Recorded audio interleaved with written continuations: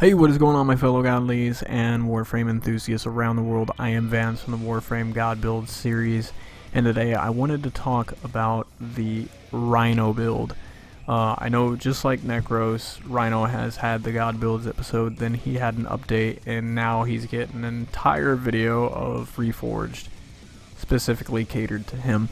And my justification for doing this is because I've got another build that I think destroys the first two that I put out. In fact, this is the only ReForged video where there have been drastic changes, and I feel as though this makes him much more tankier. This makes him much more viable in game. Rhino players will finally be able to rejoice because this puts him on par with like Anaros and Chroma and everybody else that you're running around. But before I can get into that, I really just wanted to take the time to talk about Rhino as a Warframe, because certain other frames you can throw in a whole bunch of mods and really feel satisfied with what you got. Specifically because Rhino needs a rework.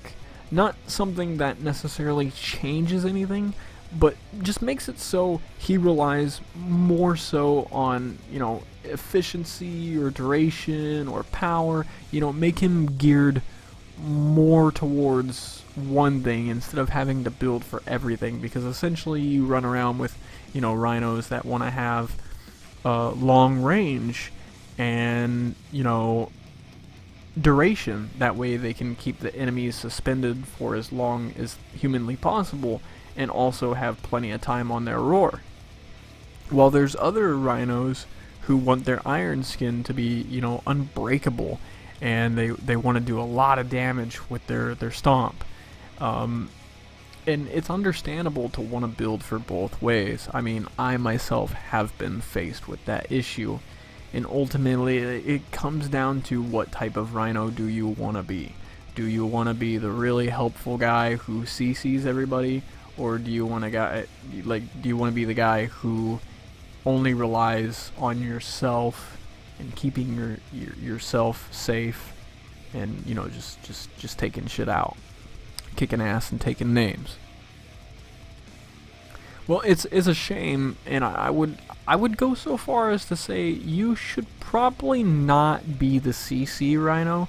You should probably not build for range and duration, and the reason why I would say that is because plenty of other Warframes do the CC job better. Plenty of other Warframes just simply help the team a little bit more. You help the team out effectively by not going down. You help the team out by effectively, Rhino charging into everything and knocking it all over like bowling pins. Getting that stomp off and getting those moments, those brief moments of suspension. So I feel as though until Digital Extremes can find a happy place for Rhino, you guys who are building for duration and range are just going to have to put it up on the shelf and try a power build. And I don't really push power builds too often. I kind of vote against it because I feel as though it wears off in late game. However, this is the deal breaker right here. This ironclad Rhino charge, this is the deal breaker, ladies and gentlemen. Rhino charge augment. Each enemy hit increases Rhino's armor rating by 50% for 10 seconds. That's each enemy hit. So basically what Rhino is going to do in this particular build is he's going to get stronger the more enemies he fights. That's insane, right? 20 enemies versus Rhino, strong chance of survival. 50 enemies versus Rhino, you're unkillable.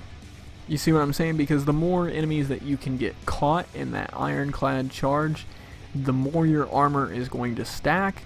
On top of that, I've also chosen to use one of the new aura mods that came with the Silver Grove update called Stand United, which gives plus 25% armor, and that's great. Since it's an aura mod, it gives everybody else plus 25% armor. Then you got the steel fiber max. You've got a shit ton of power strength, making your you know, your skin harder to break, the armored agility, the intensify. You know, we got some stretch, and the stretch is really just there for the charge. That's all we're gonna worry about really, is our first ability and our second. We're gonna put on the iron skin as soon as possible, and I've got to tell you, even though we got a fleeting expertise present, that's really not going to help you with efficiency at all, to be honest. This is a very, very, very power hungry build. It will eat away at your energy. Like, I find that when I go into sorties with this build, I'm not even able to cast Iron Skin, specifically because the sorties that have like an energy reduction, they don't allow me enough energy to cast Iron Skin.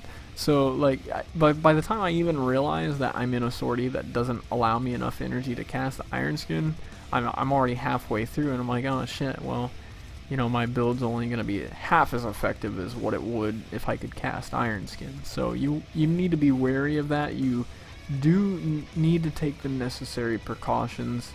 You know, building into the generic lens tree, getting those perks maxed out. Otherwise, his abilities are just gonna. This build is it needs a generic lens. All right, so make no mistake about it. If you're gonna run this type of setup, you absolutely, without a doubt, need a generic lens, and you need to have it activated on your operator. As soon as you get a chance, pop that baby in game and start benefiting from the passive effects of generic. Otherwise, you're just not gonna make enough energy to keep it going. The ironclad charge isn't too bad as long as you can line up, I would say, like you know, 5 to 6 enemies. You're gonna get a really good, decent armor rating. But I wish that it was buffed a little bit. I wish that it would go to 20 or 25 seconds. 25 seconds would be perfect for that passive to last. I just don't feel like 10 is enough, because ironclad charge is kind of demandant of a powerful build, and powerful builds are demandant of high energy. So you can't afford to be doing that ironclad charge, you know, every 10 seconds. It's gonna wear down on you. I don't think that you would be able to find enough energy on the map or be able to kill things quick enough in order to, you know, keep sustaining that level of offense. So I feel as though that definitely needs to be buffed. Who knows whether or not that's a good suggestion, but I did find that this build is incredibly tanky. You get that ironclad charge off and you are golden. You are able to sustain effective, you know, bullet resistance for the duration of those 10 seconds. That's pretty much guaranteed that even a direct hit from 3 bombard shells, you're just gonna laugh it off.